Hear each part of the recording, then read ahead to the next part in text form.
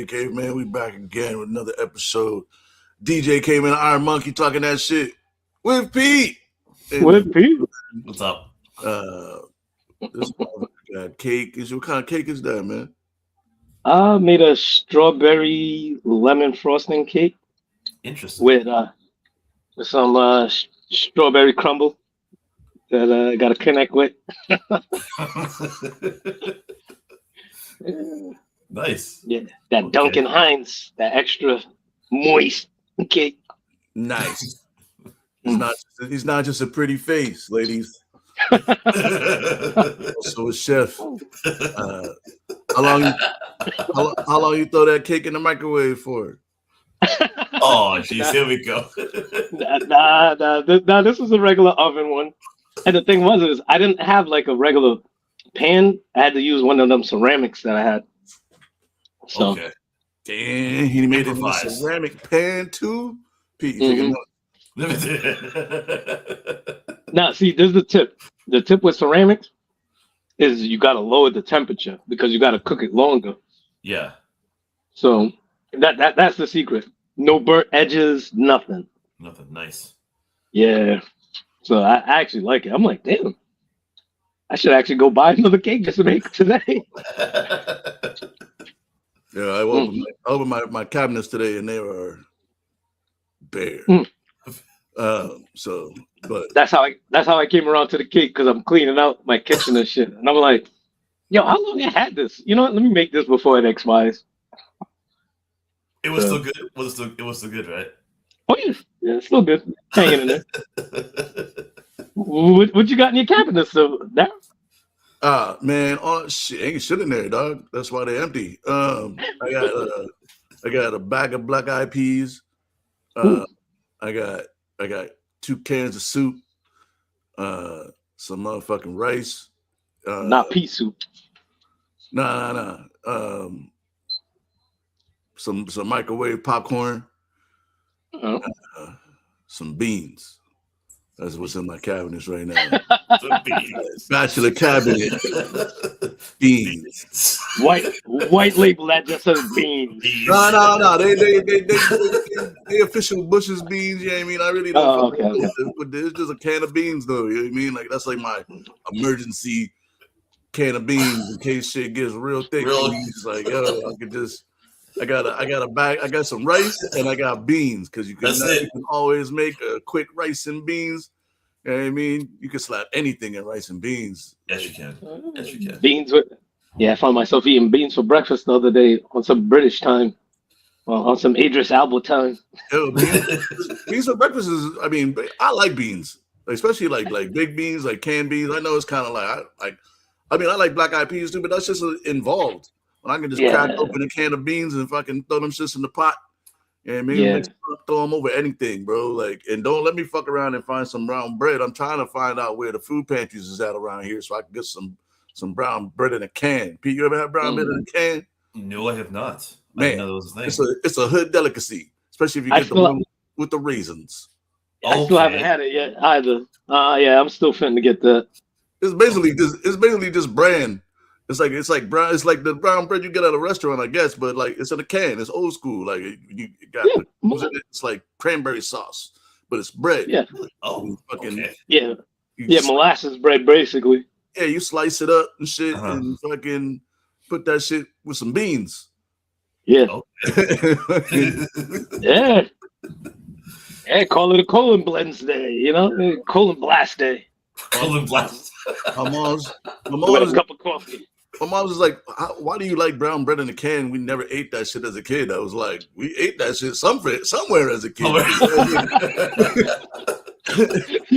Your mother's like, don't be lying on me. Because I remember that shit. Like, I love, like, and it's like one of those things where it's like, oh, shit. Brown bread in a can. And I've seen it. And I thought it was beans.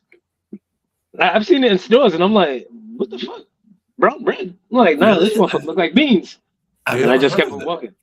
I never heard of it. I gotta hunt this down now because that sounds interesting. It's strangely, it's better than you would think it would be. Yeah. You know what I mean? Like you'd be like, what the fuck is this? Some bullshit. But then you get a couple slices, butter, a little bit of butter, You throw that shit in the toaster. It's one of those things that seem to be left over from the World War II era, where everything had to be canned because you didn't know. Yeah. Fair enough. Yeah. So yeah, it's like war ration foods. But like Daryl said, like he has the experience. I don't, but I've seen it. Because you got to open it on both ends. Like you got to open the can on both ends and kind of push it out. Wait, hold on. Wait a You second. probably seen it. You probably. I think, the way you described it, like, okay, I'm starting to think, okay, maybe I just haven't. Yeah, okay, maybe. All right, maybe you're right. And then, like Daryl said, it looks like the cranberry, and then you just slice it. Okay, you know? I have seen that. Okay, I have seen that. Yeah, I just didn't pay attention to it. All right. I'm gonna still try to taste it, but like, I think I have a better idea. You probably shouldn't eat that shit every day, but every once in a while, get yourself some brown bread in a can. It brings you back. You know what I mean? Serve that shit with a tuna sandwich or something. You know what I mean? Yeah, because it's molasses bread. That's it. It's made of like molasses. So I don't know what it's made out of, but it's delicious. Yeah, and I had to research it. I was like, nah, man, I don't know about this brown bread business that you keep pushing on me, man. So I was like, wait, I swear I've seen it because it kind of looks like some. It has like the coloring that's like bush, like the bush beans, like it's like red or some kind of colonial like baked bean type shit. Like remember the candy baked beans? It had like that kind of packaging. Okay, all right. And I was like, if you get it from the food pantry, it just come in a standard gray can. It just says bread. Yeah, bread. Bread. Yeah. Bread, beans, sold. Yep. Shout out to the food pantries, man. If you got a food pantry in your area, you should just go to that shit just to get the good old school canned good shit, man. Even better. Volunteer some of your time, man, because some people be showing up just be taking shit and not be giving back nothing. Like go volunteer like an hour. Just one thing you're doing is just stocking, packing boxes or whatever, or packing bags for the homeless. They'll always let you take one with you. Yeah, you know what I mean, yeah, man, community service. Oh shit, they always got the good. Some of them always got the good cereals, and they do. And the motherfucking like the good soup cans and shit, man. Like you could come up on a pantry box. There's always gonna be some weird shit in there though. Like you're like, what the fuck is this? But then sardines. Yeah, it tastes good though. Yeah, you're like, I ain't never like had this shit. You know what I mean? And boom, this shit ends up being kind of delicious. And you're like, how have I never had this before? Yes, sir. Them sardines, man. Them sardines. The sardines were the ones that was mine. No, I'm not a fan of the sardines. My pantry discovery was corned beef hash in a can. Oh yeah. Oh, that's like the Hormels. See, corned beef hash, and then you mix it with some eggs and shit. And you ain't got to do all the work, but that shit was mighty delicious. See, my mother used to make the sardines with onions, a little bit of cilantro, and tomatoes. Mm-hmm. You know, and then eat it with some French bread for breakfast. Sardines. I don't eat sardines, so like. No, but omega 3s, man. Omega 3s. You got to get them in. My dad was a smelts dude. My dad would always bring home the smelt. Nah, I'm not a smell guy. I'm not a smell. It's the same thing. It's just slightly different. It's a little different, but like the smelts on some toast with some tartar sauce and shit. Tartar sauce. Wow. Haven't heard that. Damn, we started the show with struggle meals. It all started with the luxury of cake. And then it went to struggle meals. Because you was on why you got to the cake in the first place. Because I'm tired of them struggle meals. I gotta treat myself, man. I don't know. Searching around, you're like, damn, I don't want to spend money. I don't want to go out. I gotta find something, but I don't really want to cook. Mm-hmm. Them struggle meals, man. You got a couple eggs and some corned beef. You straight, bro. Pretty much. Rice and beans. That was it. Listen. Tomato and onions in our household goes a long way because you could mix that with tuna and put it with rice. You can mix it with the corned beef, put that with rice, mix that with like ground beef. Put that with rice. Like you could put that with the sardines. Literally, Like, the onion and tomato. It just chopped up and cubed and mix it with something and then add it with rice. It's a meal. that's it. You could do the same thing with pink salmon. Right? The Yes. tomatoes and then add it with rice. Struggle meals. I mean, I don't know if salmon would be on the struggle meal list. Pink salmon, now that's a higher end. Yeah, that's top tier. That's another top tier. Yeah. That's why I started with the tuna. You know, see, and you talking about having like vegetables in your crib, man. You're not really struggling if you got vegetables. Unless you got a garden. Unless you got a garden. You know what I mean? But tomatoes technically a fruit, but okay. You know, I mean, let's talk about that. Yeah. Let's talk about that. It technically is. You know what I mean? I made struggle mac and cheese once. I had some pasta and I had a couple cheese slices and some ketchup. That's struggling. That is struggling. That's struggling. Wow. Yeah, that's creative. You know, I melted the cheese down. Gotta keep mixing. Just melted the cheese down and shit. Put it with some ketchup. Give it a little bit of, you know, a little bit of seasoning and shit. You know what I mean? A little bit. Oh, that's good. Yeah, man. You gotta get fancy with the shit when you broke, man. Like you gotta figure that shit out. You've been broke before. Yeah, I still am. I mean, what was your go-to struggle meal as a bachelor? Early on, anything with rice. Rice was the basis, so I would take rice and just add anything to it. So it'd be beans, tuna. Then I got to move to pink salmon. I did that. I'm gonna be honest with you, the pink salmon wasn't the best, but I was able to survive. But that was the meal. It was that. And sometimes if I didn't have the rice, it'd be something with eggs and meat. So it was eggs and sardines, eggs and hot dogs. It's good. Oh, it's good. No, eggs and hot dogs, yeah. But eggs and sardines, I don't know. Eggs and sardines, but you have it's the eggs and sardines, and if I could put some like black pepper or like some pepper into it just to give it some punch, I'd add that. So those were there are probably some other ones I made up. I think the one that I did make up that was not even really a struggle thing was like we didn't have any milk. I added Fruit Loops with orange juice, and that whole day that was too much energy. Don't ever do that. That's too much energy.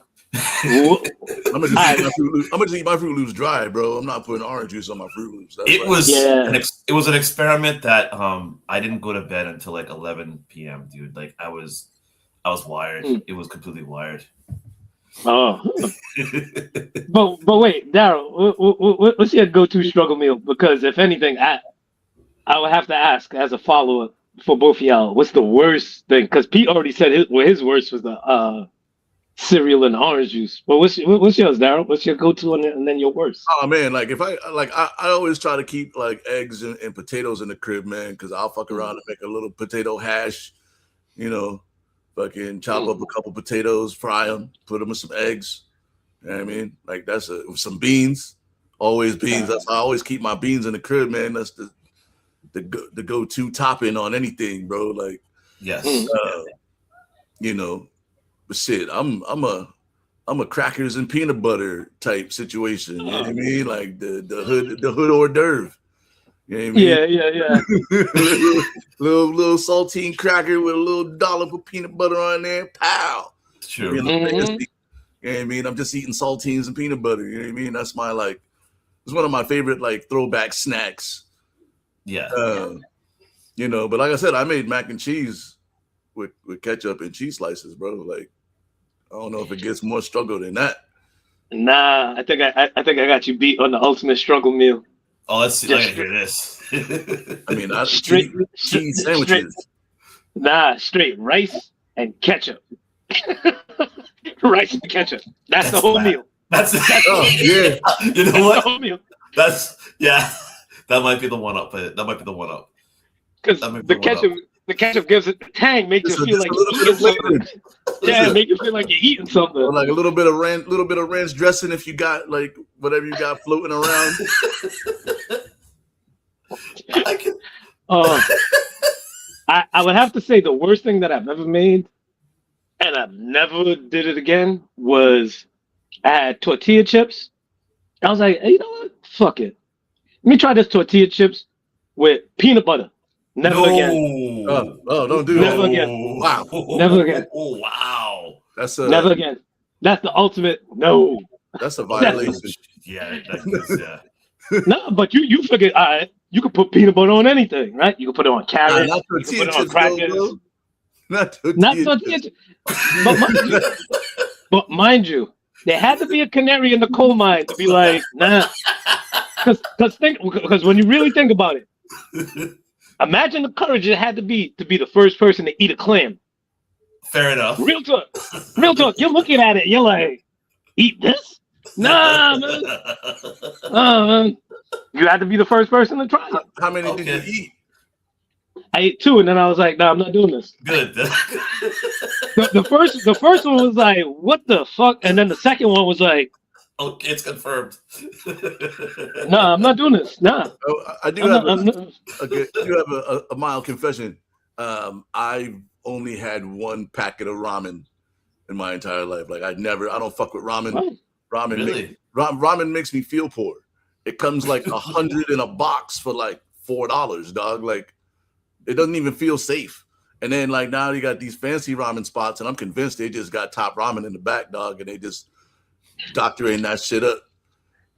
But like I don't trust the ramen spots. That's like I feel like they charging you $15 for ramen that they just get in the back, cracking the bricks into the big fucking vat, making it look fancy. Yeah. You know, taking out the trash 3 blocks away. Yeah, I done seen so you don't see the packages. I done seen some people try to do fancy shit with ramen, like the top ramen fanciness. Yeah, the boiled egg with the eggs and just adding it on with shit. And I'm just like, you can get there like anything that costs like 50 cents still can't be good for you. And I watched the how it's made on top ramen, and I was like, nah.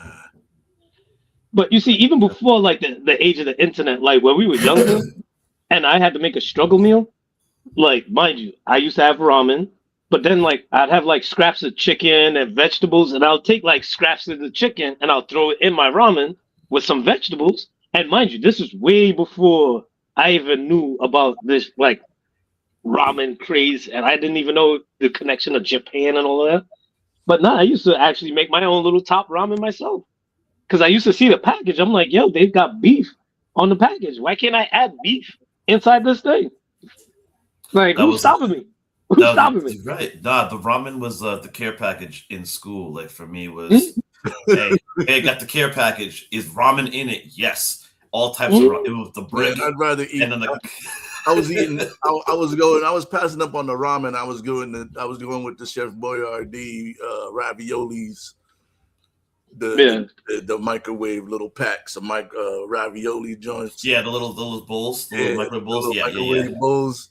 Yes. And the little tiny soups and shit. Like you get them 10 for 10 at the fucking grocery store. Yes, if it was 10 for 10 when I was like early on in my adult life, I would search for the 10 for 10s, bro. Like banquets. I had the banquets. I had so many Salisbury steak TV dinners in my crib, man, with the it was Salisbury steak and the motherfucking the chicken nugget one with the fake. Those were good. Yo, those were good. Listen, those were good. Those were like I was talking about Hungry Man. Hungry Man was too expensive. It was never 10 for 10. That was like you was splurging. You was having a nice dinner if you had the Hungry Man shits. Yeah, you was dating yourself at that night. You lighting candles with the Hungry Man. You got the big piece of chicken in there. You got your little spliff ready to go. You're like, yeah. Oh, jeez. All right, before we get off this topic, though, what is one staple that you have to have? Eggs, rice, like one thing to tie it all in, like one thing. What would it? What would you have? Because it sounds like Daryl's is beans. It's beans, man. For me, it's always like, there's beans in my cabinet right now. Like I always like buy. I always keep at least a can of beans. Like always. Rice. I've realized if I don't have rice, I'm in a panic. I'm not gonna lie. I'm in a panic. If I have, I'll figure something out. But if I don't have rice as like the base, I'm like, all right, you know what? This is gonna definitely hurt. So for me, it's rice. Yeah, I see. I'm mad that mine's is eggs because it has to be refrigerated. Well, when you really think about it, like if I don't have a refrigerator and I'm really struggling, the fuck is eggs doing for me? Like, you know what I mean? So it's like, nah. So nah, I would have to say peanut butter. You know, like worst come to worst, like I could take a spoonful of peanut butter and just survive off of that. All right. Imagining it with some other shit, like okay, not tortillas though, because that's when I tell myself I gotta stop eating at this point. Like, all right, I'm eating a little bit too much peanut butter. I could feel it all in my gums. I'm like, all right. Nah, but yeah, nah, for sure. For me, it's beans, man, because you can just beans, and if I'm lucky enough to also have like some rice around, but if I got to choose one, it's gonna be beans. Because you can just eat them bad boys right out the can. You don't even got to really cook them. They're already cooked. Yeah. So in a real pinch, you ain't got no heat. You know what I mean? You just got beans. You just crack that bitch open and fucking get busy. You know what I mean? Yeah, but I don't understand like how cracking open a can of beans, eating it out the can, don't make you feel poor than having a pack of ramen.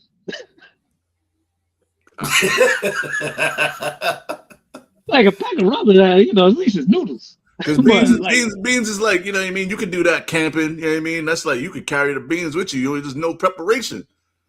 You know what I mean? Yeah. That's like a survival meal more than it's a struggle meal. But it's ramen the thing about ramen is it comes in this weird, it's the weird brick. It's everything about ramen is like weird to me, dog. Like it comes and I watched how it's made, and I was even like, even how it's made is weird. Like, you know what I mean? I'm eating a freeze-dried brick of noodles covered in full of sodium, and it's like so much sodium in that motherfucker, dog. Like, if you don't got no water, you just gonna be thirsty eating fucking, or you gotta like drain the water. Some people drain the water and they have it. You know what I mean? I've seen a lot of see. Yeah. I'm like, yo, it's soup. It's soup. How you draining soup?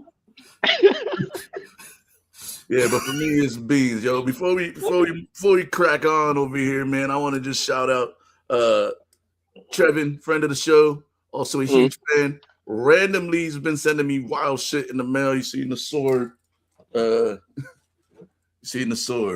Right? Yeah. I'm apparently on Trevin's like drunk shopping list. Whenever he's out being drunk, and then he's on Amazon buying shit, and he just sends shit to people randomly. This is the story. And so he's sending you shit like I be sending people reels? Yeah. This is interesting. Let me send it to you. So, yesterday, a couple days ago, I get home, and there's a package, and I'm like, fuck. I haven't even been like I'm out of weed. Like I've been like on a like a clean diet kind of, although I've been snacking. Man, snacking. But anyway, so I'm like, I know I didn't buy anything because I've been broke. I've been paying bills and shit, I'm not buying shit. So somebody sent me something. I get in, I open it, and it's a butterfly nut. 2. He got you 2. So I'm like, who sends me 2 butterfly knives, right? Like what? Like, and I'm like, all right. So I'm calling around. I call around. I'm like, did you send me this? And they're like, no. I'm like, all right. I know you like knives. Okay. And I'm like, fucking Trevin, he sent me some shit. So I'm like, why do I need 2 butterfly knives? I haven't been practicing, so I'm not about to try to flip open butterfly knives on the show and embarrass myself. However, stab yourself in the forehead and shit. Oh, nice, dog. Nice. Their utensils.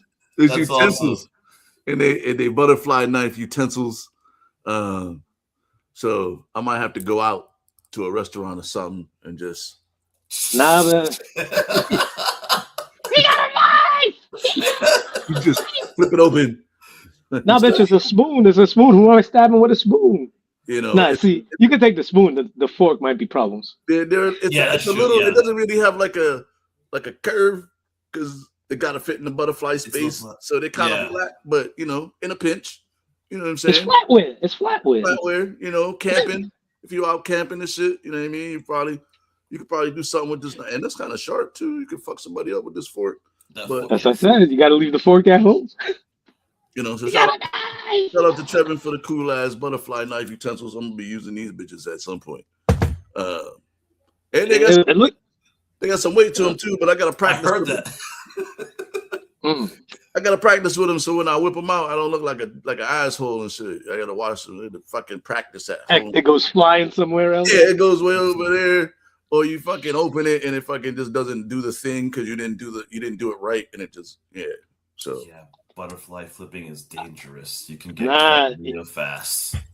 I have a feeling he's going to get you something now, where it's one of them old school push button switchblade knives, but it's not even. Oh, the comb. It's comb. The switchblade comb. Yeah, I had one of them shits back in the day. Oh yeah, they used to give those away at USA Skates all the time. Oh right. That's right. Yes. Tickets you can get some shits. Shout out to USA Skates, man. I kind of miss skating. I haven't skated since I've been out here. I still haven't purchased skates, but I gotta get my. Friday nights downtown here. I think they're trying to make adult skate night at the roller skate at the pavilion thing, Kennedy Plaza. They're trying to make that adult skate night on Friday nights. Oh, see how it goes. If anything, I try to position myself to try to DJ that one night. See how that goes. Nice. That'd be a cool ass night. Kind of jealous that I'm not at San Diego Comic-Con right now. It's a lot happening at Comic-Con. We three are I won't call you geeks, but I'm definitely like a movie geek and fucking like I look forward. It's on my bucket list of things that I need to do in my life. I have a few friends that go every year. I'm trying to figure out how I can get to Comic-Con in San Diego. It's the biggest one. It's the most significant one, and it's the one where like the most stars show up, and they always release some wild shit that they wait all year. It's like the fucking International Auto Show. You don't see the new shit all year, and then they come out with all the new shit. Marvel released their timeline. Spaceballs released their timeline. I don't know how they do in a Spaceballs universe, but I'm here for it. I'm interested. Like I take that tongue in cheek. That one is tongue in cheek. I don't think they got a full universe, but that would be crazy if they did though. The rollout seemed to be pretty cool. You got Endgame is getting re-released with new footage. Is so much happening. The new I don't know if he was getting there, but the new Black Panther. Yeah, the new Black Panther. I don't know who this kid is, but I was supposed to research like some of the things that he's been in, but you know what? I like it. You know what? About time they finally bring the Black Panther back into the fold. Well, and on top of they gotta have him for Avengers either way. So I mean, I guess I'm the Doom or like coming back and like how they're trying to do this with the multiverse. It seems like it's going to be pretty interesting to watch. I mean, December 18th is going to be a smooth day in the movies for me. It's my sister's birthday.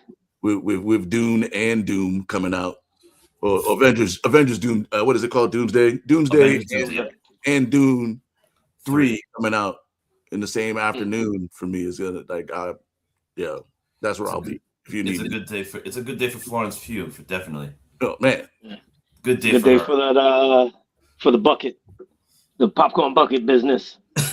Pretty much, right? Right. I'm gonna spend like $200 at the movie theater on that day because I need all the buckets. Still mad I couldn't get my Trojan horse bucket. They didn't have them. They ran out of them when I went to go see the Odyssey. So now I gotta go on the black market and fucking find $300 easily. Overpriced fucking popcorn bucket. It's like the shoe game. Popcorn bucket game is fast becoming the Jordan release date game and shit.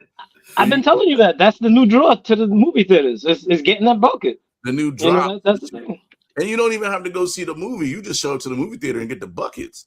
Yes. Or you got to order them. You know what I mean? Shout out to Chantal. She's got a nice collection. You know what I mean? I'm really just getting started with mine, but I only want specific buckets. Like I'm not trying to get every movie bucket. Like the Barbie 2 bucket. I want the cool. Well, I want the ones that I want. That's it. I mean, I guess that's really what it comes down to with anything. But you know, there are some that I'm looking for. Like there's supposed to be an IMAX camera bucket out there. The components must be wild. I got Yoshi buckets coming. I got the Grogu bucket. I'm mad I threw away my Deadpool bucket. No. Yeah, but there'll be more Deadpool buckets. He did announce a Deadpool 4, I think it is. Yeah, there'll be another Deadpool, so there'll be more Deadpool buckets. And so I have to replace that one. I could probably go online and find it though. My biggest thing with collecting shit like that is I don't really have a way to display it or like keep it safe. You know what I mean? Like when you collect stuff, you got to keep it in good condition for it to like maintain the value, if any. This came out the bucket. So I was like, out the box. So I was like, you know what? Fuck it. Let me just keep it out the box. Yeah, you either gotta buy two or you gotta get one and never touch it. See, I was cleaning up and this box fell, and it actually opened by itself, where it was the shaft. I guess I could take it out now with the Samuel L. Jackson. I guess I could take it out now because it's been opened this up. So Samuel L. Jackson as Shaq. It's movable. That movable power. Kind of looks like Shaq a little bit. Yeah.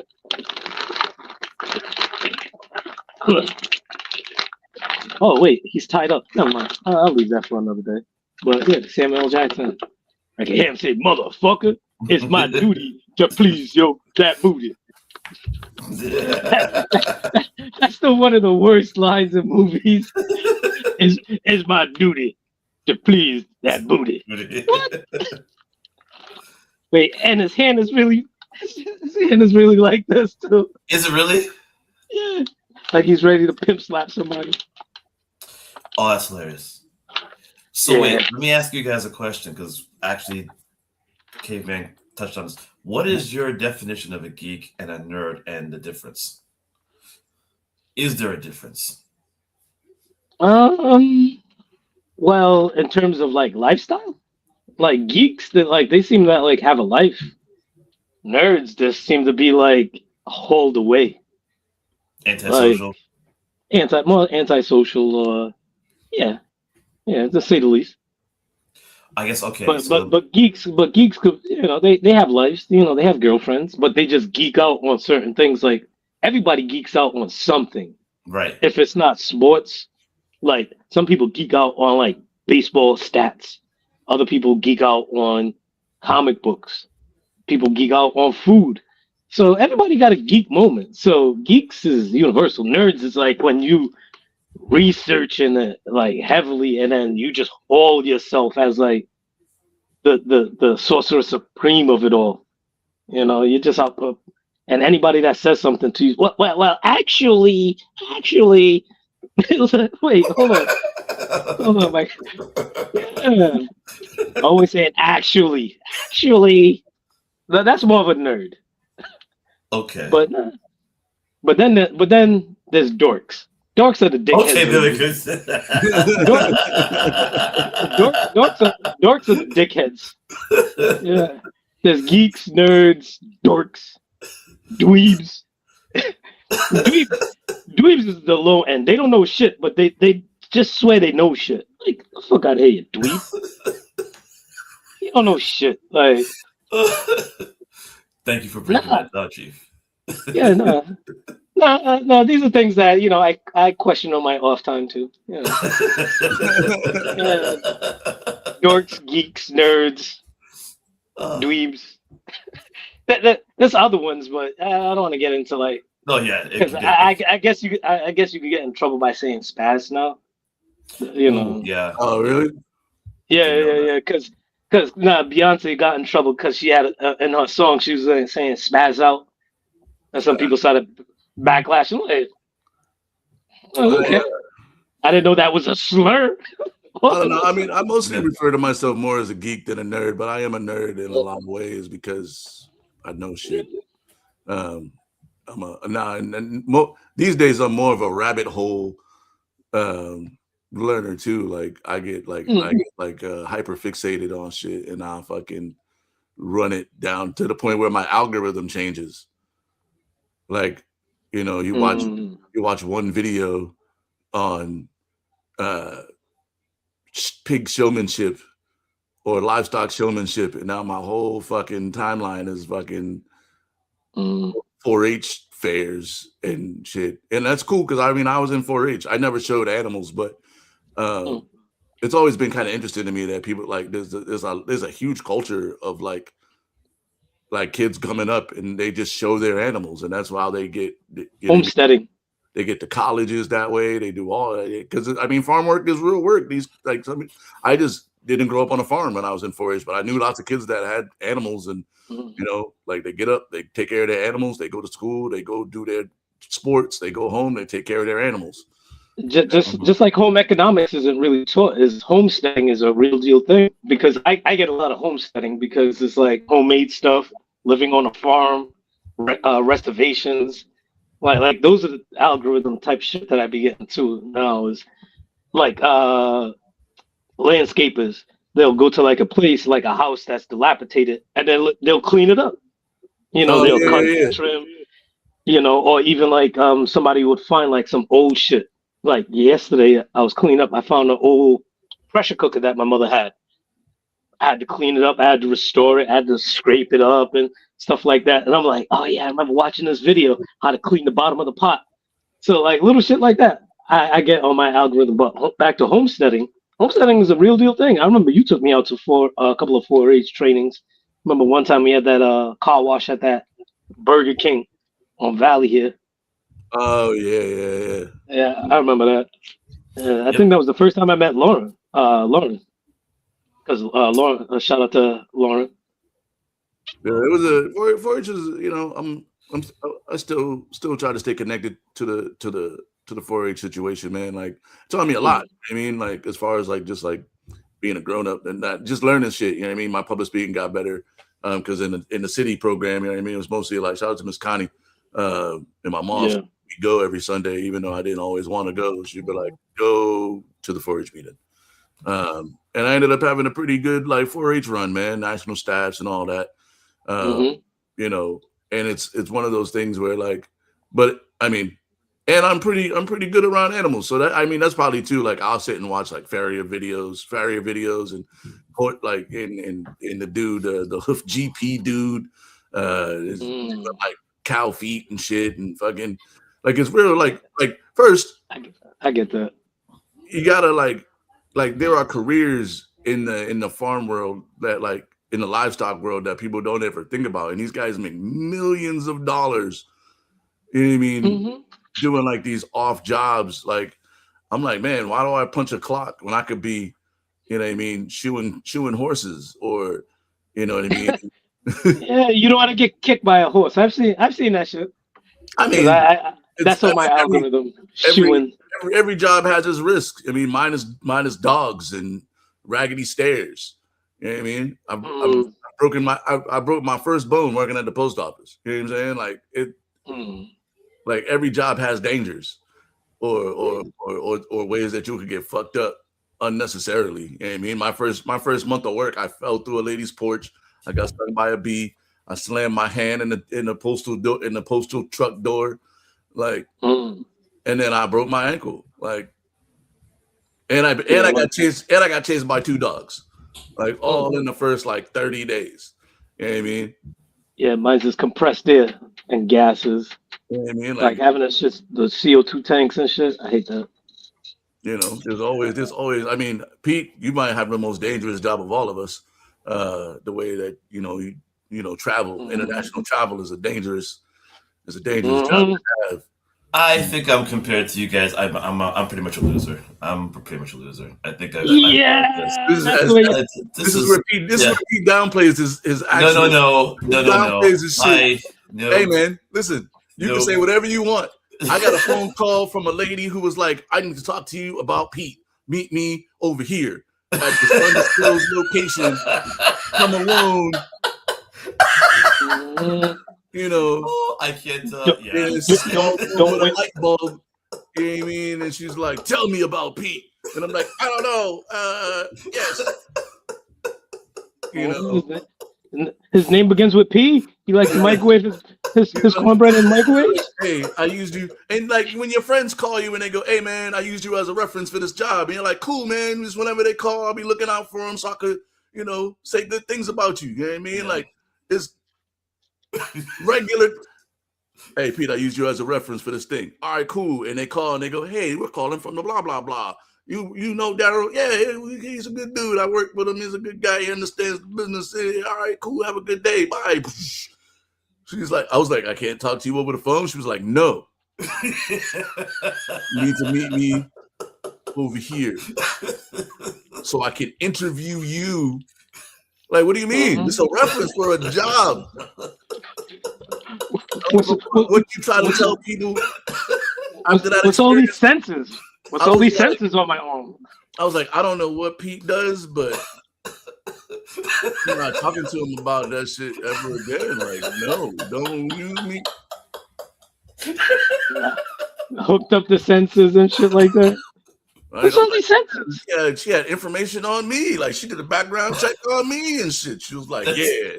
She had my address, my phone numbers. She knew my license plate numbers. Yeah. And you used to drive a wagon, didn't you, huh? Yeah.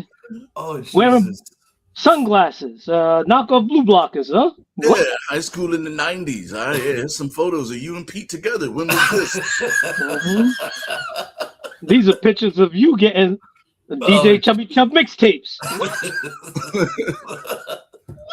Oh God! Don't let him fool you, people. That's all I'm saying. Don't let him fool you. He's like the Kaiser Soze. Yeah. You gotta sell us on paper cuts. The only thing I gotta do is paper cuts. He gets on here. He's like, guys, I'm really, I just, I'm not, Yeah. Oh, that. You know what I'm mad about? Well, that was a good impersonation. That was very good. I'm really mad about that. That was damn good. Doesn't give you any information.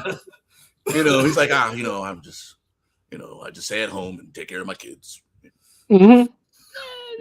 I'm pretty boring. Pretty boring. It's pretty shitty life, actually. Yeah. Like terrible. Cut terrible scenes to him. I don't even leave the house. It's just me and my kids. Cut scene to him jumping out of an airplane with no parachute, diving into the water, into some random place with a satellite phone. But either way, yeah. We're gonna get in some shit one day, and Pete's gonna it's gonna be like, it's like when in the movies where the undercover cop gotta like decide if this is where he breaks his own cover to like save people and shit. And you're like, "Damn, Pete, I thought you worked for Kinko's." I do, kind of. Kinko's, where is that? Do they even have those around? Why do you wait until we're in prison before you bust out the badge, Pete? Why? We didn't even have to get processed. They didn't have to hose us down, Pete. Pete got a satellite phone and shit. He's like, he's like rattling off numbers. Coordinates. Like, can I make my one call now? Like, yo, Pete, you could have made this phone call when they stopped us, man. Why wait until we get hosed down? You know, all of a sudden we're being chased. Pete can drive. He's an expert wheelman and he can fly helicopters. And you're like, where did you learn to fly helicopters? He's like, I thought you were an engineer. He's like, yeah. We run in. He said, he's looking at his phone. He's like, all right, turn down this alley. We turn down the alley. He jumps in. He's like, yo, Pete, how did you get this car? Don't worry about it. Just jump in. How you have a stash car? No, it's just zip, but it's just zip.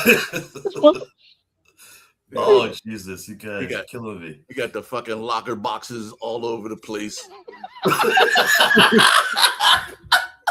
Why we going to this bus station, Pete? Where we going? Goes up to the bananas. He's like, you ever use a gun before? You're like, why do you have guns? He's like, you'll be fine. The locker opens up to a whole new room. Oh shit.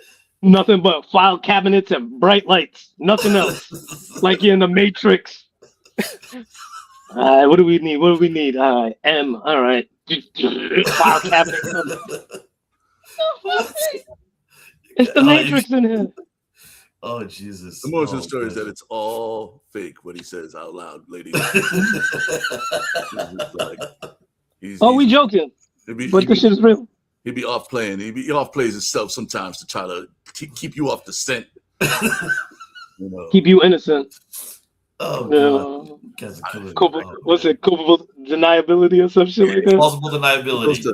Pokemon tournaments. That's crazy.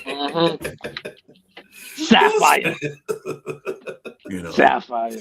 I got a Charizard. Pete, how was the tournament? Oh, it was okay. Yeah, it was good. Yeah. Oh jeez. Oh Daryl. Oh my gosh, that's crazy. Oh, he really be in the land of Wakanda though, for real. He knew about the next. He knew about the next Black Panther before we did. He just kept the secret. He's like, "Oh, really? There's a new Black Panther? I did not know about that. Hey, you knew about this 3 years ago. What are you talking about? You knew about Chadwick before he. You knew about Chadwick passing away before he did. Oh, you got that inside scoop." Nah, looking at the timeline, it's about to run down on him. Like, what are you looking at? But anyway, shout out to Pete. And, love you guys. I love you guys. Yeah, might as well just pop into this movie, man, because we've been outside the car the whole show. That last comedy segment was brought to you by the letter P.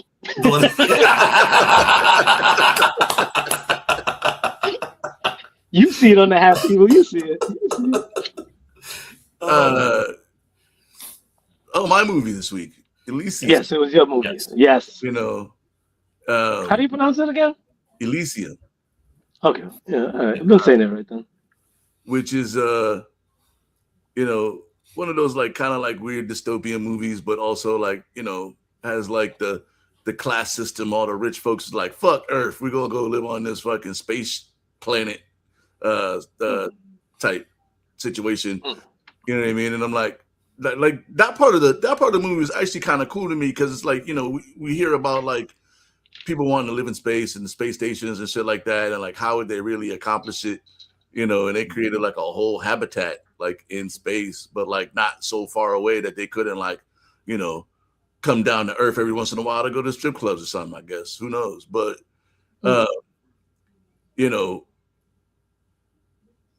I'm a fan of Matt Damon in a way, other than The Great Wall. He generally does fairly good movies. And he plays a lot of different characters. You know what I mean? It's the same guy. It's always Matt Damon, but it's this was the troubled teen kid that got in some trouble trying to just, you know what I mean? But he's he wants to go live where the grass is supposed to be greener. You know what I mean? He want to get out the hood. It's a really it's a it's a get out of the hood kind of type movie. It has like the class system and the rich folks and the robots. So it's like a little bit sci-fi. It was kind of weird in parts where he's like, he lives in like, I guess it's supposed to be Los Angeles, right? So, he lives in like the very like Latin area of LA. Yep. You know what I mean? There's the love interest, and like basically in order to get better, you got to go to Elysium because that's where all the cutting edge medical technology is. Cast was pretty smooth too. I can't think of his name right now. I should be looking it up. The Australian dude. He's been in like a bunch of like. That's my guy. He's been like in a bunch of movies and shit. He was like, I liked his character because his character just didn't give a fuck. He was like out there, like he's that. I like when movies have that character where like the bad guy is really like a bad guy, and he's like relentless in his pursuit of like whatever the fuck his role is in the movie. And in this situation, this dude was just a straight hired gun, and he took that shit real serious. Yeah, like his mercenary dudes, and but without ruining the whole story, you know what I mean.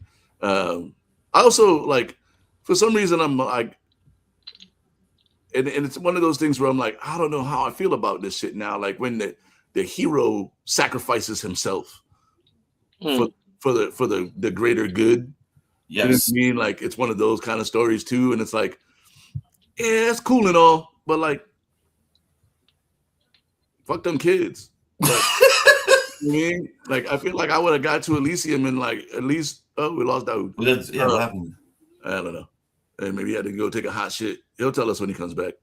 Fair enough. But go like seeing like I'm torn because I hate movie. Like I love the movie. And then even what is it, Man on Fire? You know what I mean? When Creasy dies at the end, like why are we always killing off the good guy? Supposedly, you know what I mean? Like why? Like I'd have been like, man, I need to hit this baby before everybody else. You can have this information afterwards, but then like in order to get the information, I gotta die too. Like, man, I might just take over Elysium before I give up the info. Like I got the shit now. Like if you want it, juice. Yeah, I got the juice. Now, you know what I mean? Like the times, you like the times. But it's also like, I guess that's what heroes are supposed to do. That's why I prefer to be a villain. Okay. But solid movie for me. I watched it a few times. It's gonna be a flat 3 for me today on the Elysium. 3.000 for those keeping track.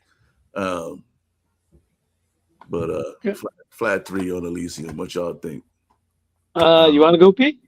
If you don't mind. Yeah, go ahead.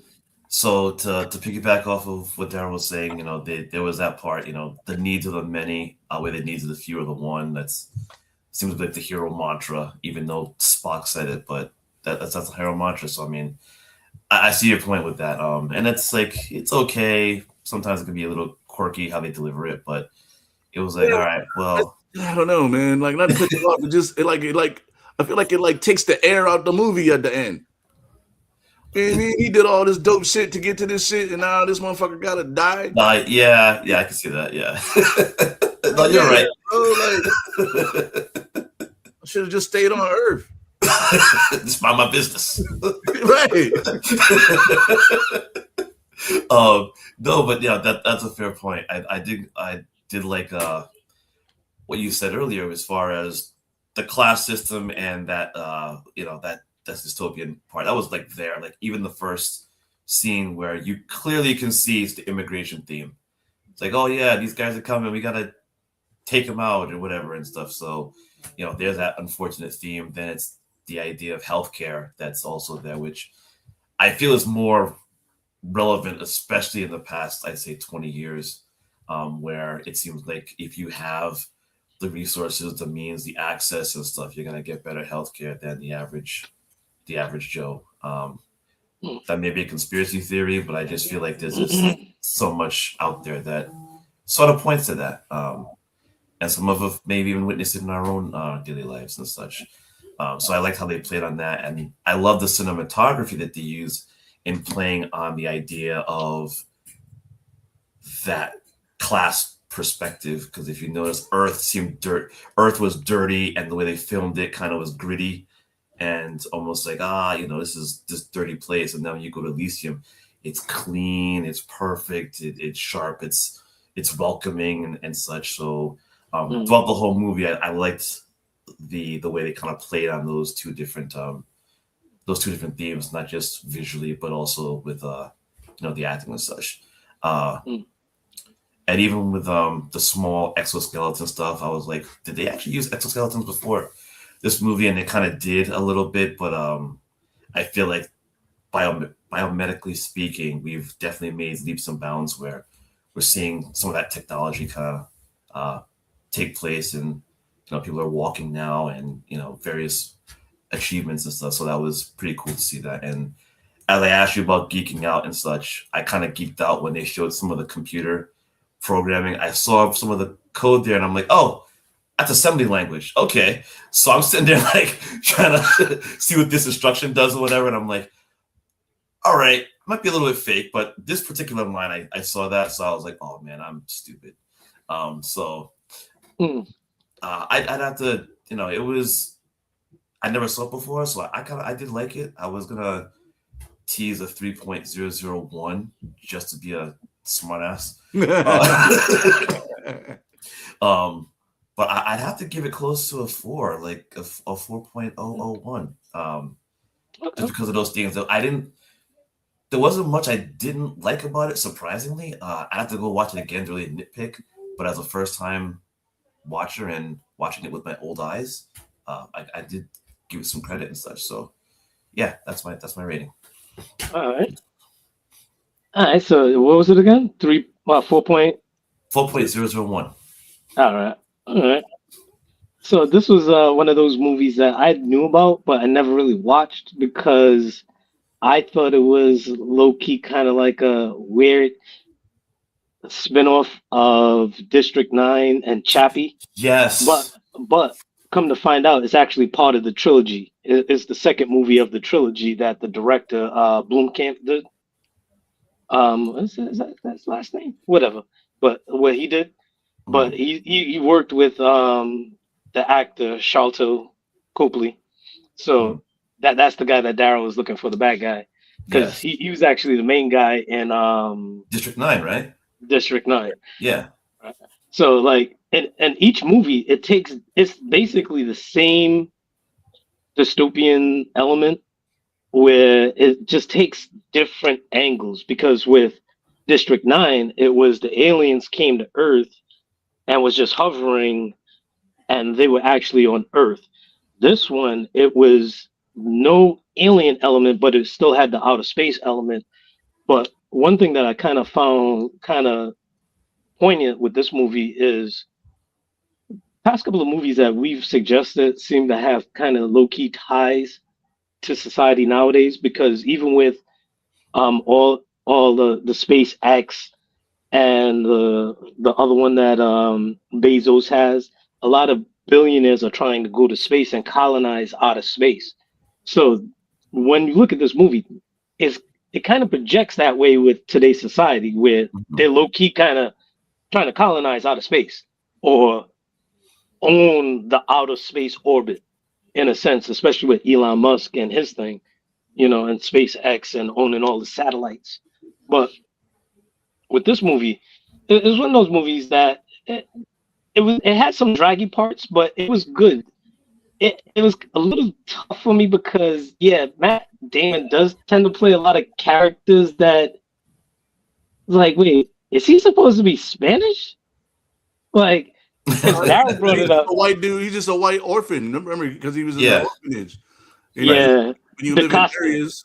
His last name was DaCosta too, which was also weird. But like that's why I was like, is he supposed to be Spanish?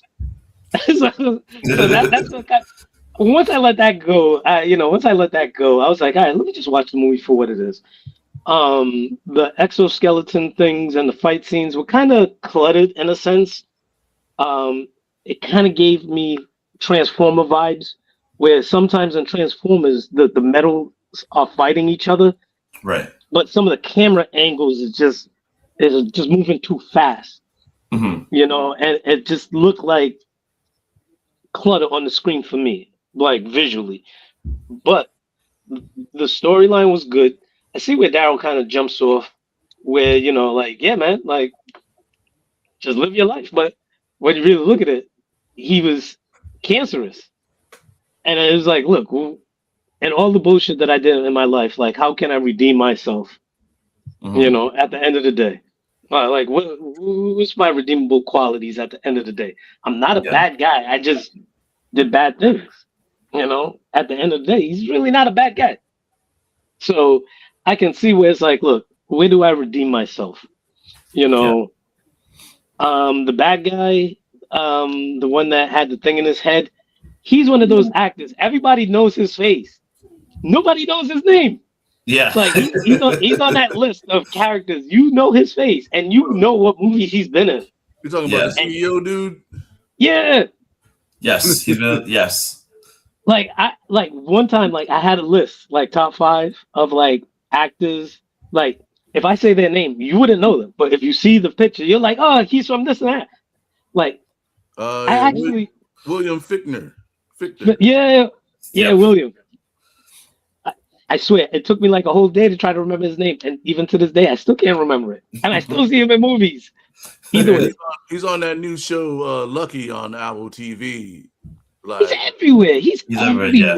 His filmography is crazy, man. He was in Crash. He was in Black Hawk Down. He was in Armageddon. Yep. Everywhere. Good guy, bad guy, comedy. Like, he's highly versatile. This cast was a great cast. But again, like, this movie was a part of the trilogy.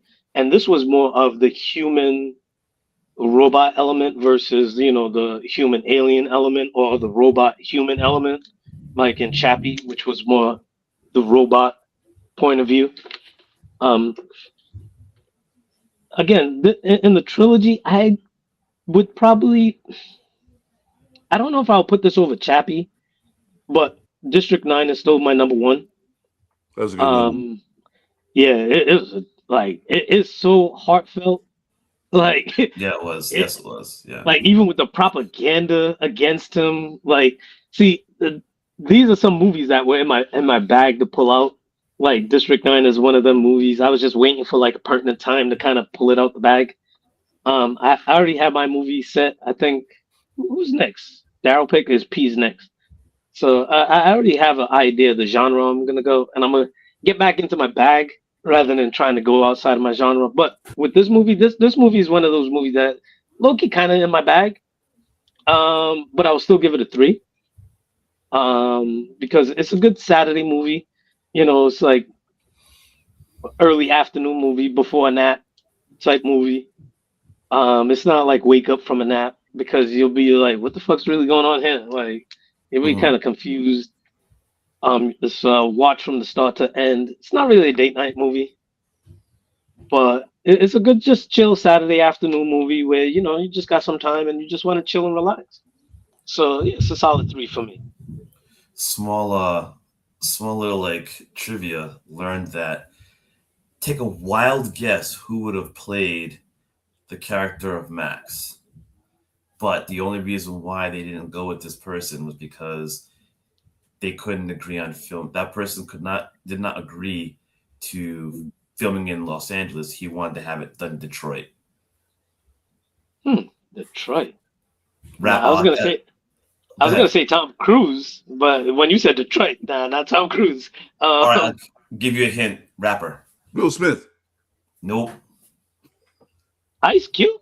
Nope. One more. Rapper. That was around that time. Daryl, you want to take a guess? Keyword is Detroit. Eminem. Yep. He was actually he was actually like gonna have that role, and they couldn't. He wanted to have the movie filmed in Detroit instead of Los Angeles, and the director was like, "No, we're not doing that." Yeah, I don't know, cause real talk. Where have you seen Eminem acting outside of 8 Mile? That you haven't. I'm just like, no. 8 Mile was his first movie, and I think he probably was trying to just like get into it, but he hasn't very So when you try to get it, he had success as an actor in 8 Mile. So like now he wants to try some different shit. Like and flex, but no, but even out like even after this mention of a movie, like has he ever been in anything? I don't think so. No, unless he's done like maybe some cameos. Cameos, yeah, maybe some cameos and stuff. But I mean, like, hey, listen, man, nobody saw Will Smith in anything before he did Independence Day or whatever. You know what I mean? Or well, Fresh Prince. But like, it's one of those things where like people want to be multifaceted. You know what I mean? It's like no, I respect it, but still, I'd rather see him like in more like personally in like comedies or more dramatic roles or something. I can't see Eminem pulling off the stunts. Like I felt the same way about Justin Timberlake. You know what I mean? Like Justin Timberlake has been in a gang of movies, but he kind of plays like secondary characters, and he's not pulling off the stunts. That's like Robert Pattinson. Yeah. It's even still he's an actor, but still Robert Pattinson as Batman. Trash. It's different. It's different. It's trash. You have to fine tune it. You have to, because that Batman is like year one Batman. So he's not like refined Batman. So he makes a lot of mistakes. So when you look at it through that kind of context, I don't like his face. I don't like his acting. That's the Twilight dude, right? His face trash. Like his acting is trash. His face is trash. He don't look tough. He can't be Batman. He didn't even look rich. He doesn't have the rich face. I didn't even with the rich face. He got the kid that got picked on in school face. That's why. I didn't like the George Clooney nipples. I didn't like the George Clooney nipple Batman. No. I didn't like the. George Clooney was trash Batman too. Like trash. Yes, agreed. Yes, agreed. But at least look. You see, look. At least I gave Pattinson somewhat of a leash. Like. He was trash in the Odyssey, and I loved the Odyssey. And as soon as he came on screen, I was like, "Fuck this movie, dog! Get this guy out of here!" But because I read the book, I knew that he was going to come to his demise. I almost clapped in the theater. The rest of the theater clapped, but I don't believe in clapping at movies. And when he dies in the Odyssey, people clapped because he's get him out of here, dog. Like it's like what's his name? He played the Joker, the new Joker. I keep on calling him River Phoenix. Joaquin Phoenix. Oh, yeah. Joaquin Phoenix, yes. You know what I mean? Yeah, garbage. Like he don't got this, he's not sinister villainy enough to be that type of villain. Like some people just don't fit in their roles. You know what I mean? Like, and that was terrible casting. You know what? But again, getting back to it, it's like, see, I would give Eminem that rule. As an actor, it's like, yeah, you have the right to live your life the way you want to live it, and do like even with musicians with Andre 3000, he wanted to do a whole flute album. Me, that's you. Do you? Oh yeah. And I appreciate it, but see with Eminem, my thing is he like outside of like maybe a cameo in like Happy Gilmore 2 or Happy Gilmore 1, like what has he done? Like that's what I'm saying. So I don't mind him coming like doing his acting thing. I think it would have been interesting to see him in that role, but I don't know. Like even like Matt Damon has an action filmography. Yeah. You know what I mean, he's been in some shit. I mean, yes. So like for me, the proven commodity. Yeah, like for movies, like I'd have to see him in it and then him do a good job for me to be like, yeah, Eminem could be an action star, but just based on, you know what I mean, like his demeanor, like he doesn't have like action star, like, you know what I mean, like some people are just not action stars, but they try. You know what I mean? Even motherfucking fuck is his name? Chris Rock. Yeah, Chris Rock tried it. You know what I mean? Like even like Jim Carrey stepped out. You always step out into something else to try to like expand your shit, and it doesn't always work. Actually, Chris Rock was actually good in that FX series, Fargo. He was actually pretty good. He's actually good in that. He was good. And it's like even Cat Williams. Cat Williams had that dramatic scene or role in Atlanta. He did great. Yeah. As Florida Man, I think it was. He tend to always do well in dramatic roles though, because comedians and comedians in dramatic roles. Hell yeah. Yeah. But yeah, I don't know. Action is different, man. You got to be able to, like, I was even skeptical of Will Smith in the beginning. You know what I mean? Like, this dude's not going to be able to pull off this shit. and he still really doesn't. But he does a good enough job that the people like to go see him. You know what I mean? Like he stays in his he doesn't try to do too many things. But I thought he was great in Ali. You know what I mean? Like certain shit like that. But like you know, like the Bad Boys movies were fun, but if they were like serious, like if he was like a serious Marine or something like that, I don't know if I would buy it. Yeah, because Ja Rule in some of them roles, no. Nope. Ja Rule as an actor overall, maybe not. It's murder. It's murder. Sometimes how you come out like makes a difference with what you can do next. It's like child stars, you know what I mean? Like they always want to keep them as child stars and they want to grow up and continue to act too. You know what I mean? But they gotta do that one movie that like breaks them out of child star. Yes. You know? Yeah.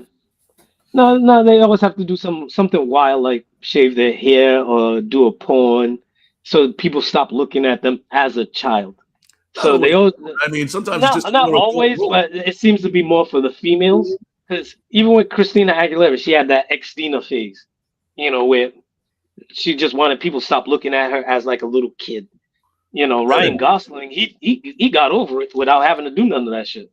Yeah, but he also had to get out of that being the little kid or the big brother. He had to go do like, what was that movie, Driver, and shit like that, where he fucking stomped that dude's face in the elevator. Is one of my favorite scenes in like all movies.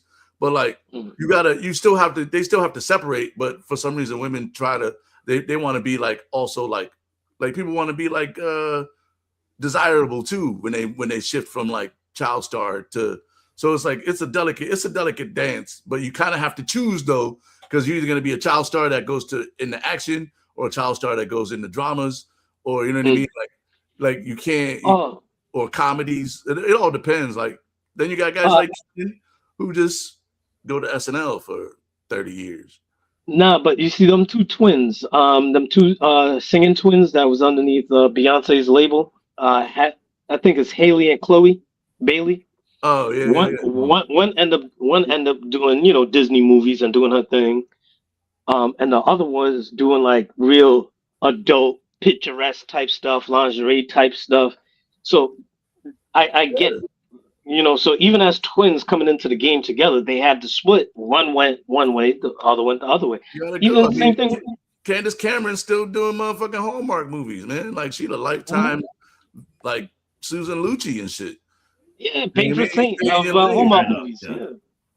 So Patron Saint of the movies. Hell yeah.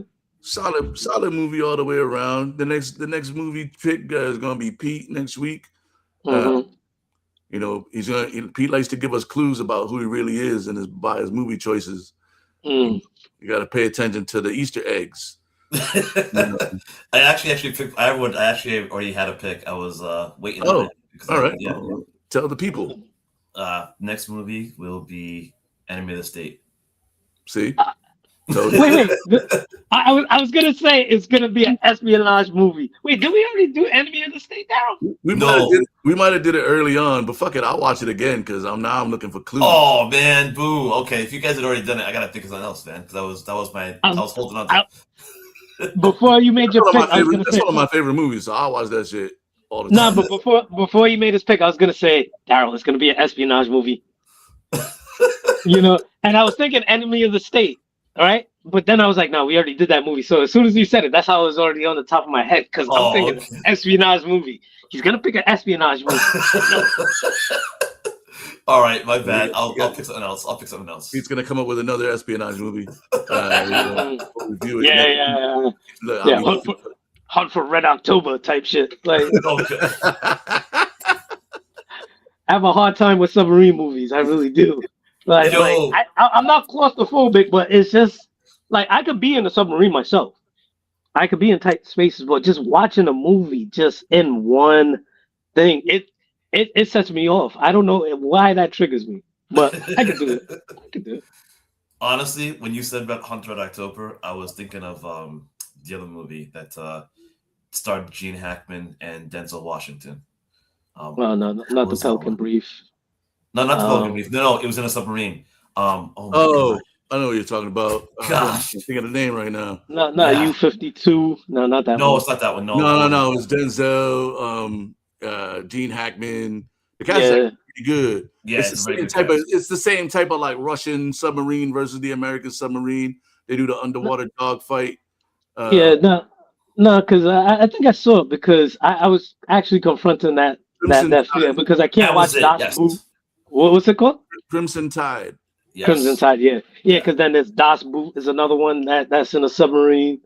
Like I'm aware of submarine movies. Like, so, all right, but Crimson Tide, we do the Crimson Tide. I'll think of something else. He's gonna come up with another espionage movie for us to watch next week.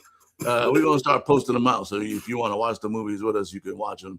And, yeah. No, I think I already got my pick, but I'm going through a couple of other ones before I settle with that one because I had another one and I was like, nah, I'm not. I'm building a list right now, so I'm just working off my list. But then sometimes I'll be watching some shit and I'll be like, damn, that's a good ass movie. And this movie was. I'm waiting for this one movie to become free because it's a dope ass movie. It's up there with They'll Kill You. Okay. You know, but it's slightly different. But it's a dope movie. Okay. Yeah. Fair enough. So I'll say it off camera. So okay. I'll save it. But yeah, man, that's gonna do it for another episode of DJ Caveman and IronMonkey talking that shit with Pete. Daryl doesn't like when people clap during the movie. One thing though. Yo, dude. So hold on. So this like why are we clapping? I'm excited. Like how excited? Like that, man. First of all, no talking during the motherfucking movie. But it's the same. I feel the same way when people clap when the plane lands. But I was about to say that it's a new. That's a real deal thing with Trinidad flights. But I understand because there are a lot of people that are afraid to fly and they're just happy to be back on the motherfucking ground. Right. So I don't, even though it drives me insane, but I understand more when people clap at the end of the flight than when they clap at the end of the movie. Like we're not in a theater. Like technically you are. Bravo. I mean, technically, fucking it annoys me, dog. No, but that so clapping at the end of the flight is a Trinidad tradition. At the end of the flight, everybody knows it.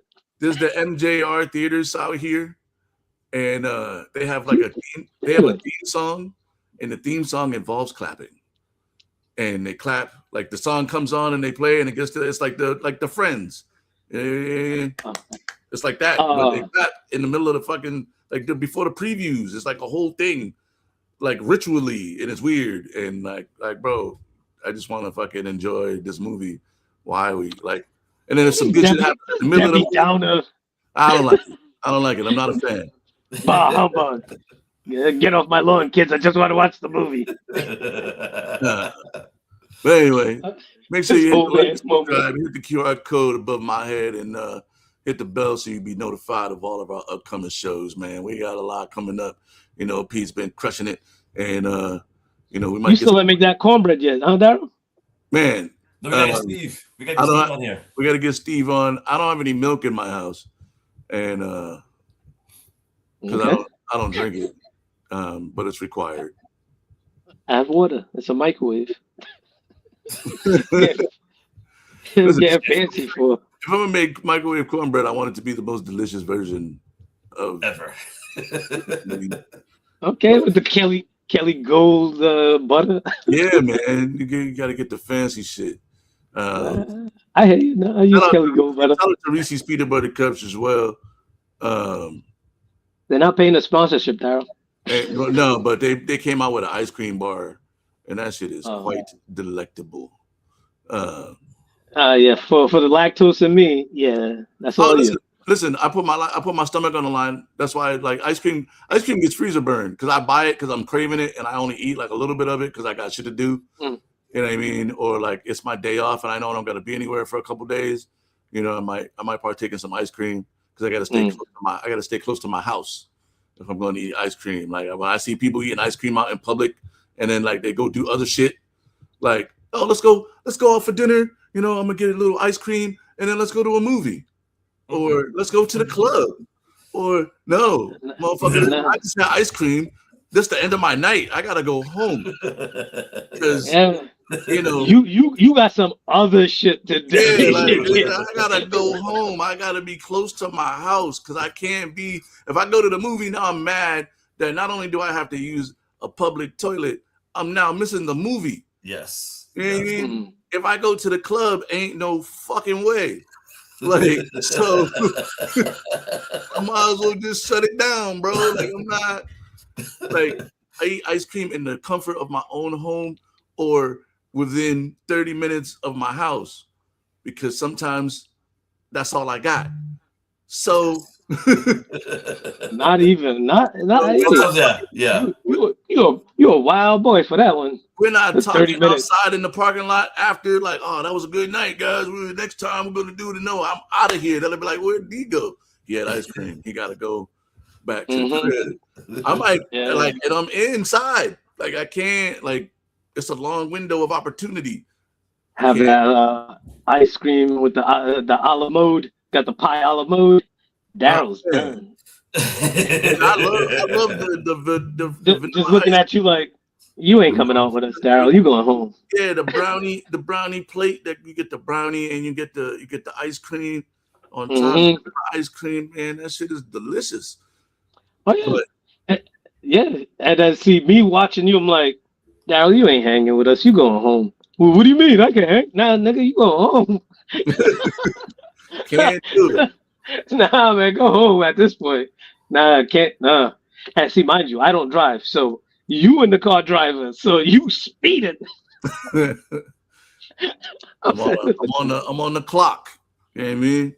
But anyway, check us next week, man. We got another new episode coming up, man. We got some good, whatever's going on in the world. That's the shit we talk about. Just a couple unks giving our opinion on the shit that goes on in the world. We forgot to talk about LeBron. Oh man. Fuck LeBron. Like, I mean, save it. We'll save it. It'll still be in the news cycle of this fucking guy. You know what I mean? Actually, I like. Let's save it. Save it. You have to save it. Save it. Hey. In short, this is what I'll say. In short, after the Knicks won that championship, the whole East had to change. Everybody was like, "Nah, how these dudes win it? We could do it too." You think it's that easy? It takes some time for a team to gel, and now they're have to gel between two other players with two established stars and an upcomer. 76ers, maybe not this year, maybe next 2-3 years, not this year. I just hope he leans into playing on the box. Because I think the LeBron that leans into his real power forward body wins another title before he retires. Because LeBron on the block is a problem, and if you got LeBron and Embiid and you let these young boys come up and Jaylen Brown, like they could really do some shit.